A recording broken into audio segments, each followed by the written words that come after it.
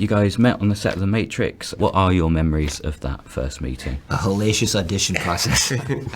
I met him in a rehearsal hall in Burbank. It was my first audition. That's where I met Yung Woo Ping and an insanely talented group of Hong Kong stuntmen. And they're just, pointed at one guy, the youngest guy, the most talented guy, Tiger Chen. And they're like, follow him. And for the next hour, I had to follow him through like the most insane alphabet of motions ever. Meanwhile, Keanu's in the background doing kung fu with a neck brace on and just, and it was a little intimidating, but it was. But you went trial by fire. Trial by fire. The Wachowski way. The Wachowski gauntlet, we'll say. Speaking of The Matrix, Keanu, if all the stars aligned and if the Wachowskis presented you with the perfect script and your schedule was clear, how would you feel about the idea of returning to the character of Neo 20 years later? That would be a gift. It'd be interesting. Wouldn't say no to that. Yeah. And how do you go about getting yourself into the headspace of a character that you've played so long ago? I know you've got Bill and Ted 3 that you're in development with, but for Neo especially, it's such an iconic character that means so much to so many people. I think when you get to revisit a story and continue to tell a story, you're bringing in the past and the work that you've done. And so for me, it's just kind of placing the emotional state of where you are, who the character is.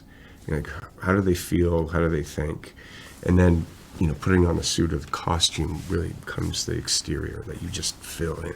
What was it about Chad what did you see in him that you felt he would be capable of directing these amazing films? Because you brought this script to him, right? I still don't know. No, I mean, I think for me it was having the chance to work with him with the Wachowskis. And then, getting to see the kind of person that he is, the professional, the talent, and then to watch as he took that experience and made it his own and started to do his own action design and then go into directing second unit action and drama sometimes. And through that, just getting to know him and his interest in storytelling and myth and cinema.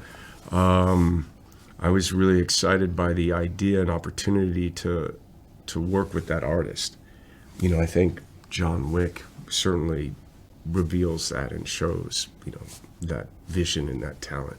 Time and consequences are big themes in John Wick 3. If you were able to make a John Wick 4, no spoilers, but if you were, what themes would you like to explore in the future? I love the idea of karma and fate. Consequence, I think, is good. Grief is what we've always been doing. I think revenge is always good, but it's kind of just surface level. I think the self-imposed thematics of consequence, accepting responsibility, self-honor, pride, I guess. Anything else you want to throw in there? Yum, yum, It's a yum, big yum. soup. Yum, yum, yum.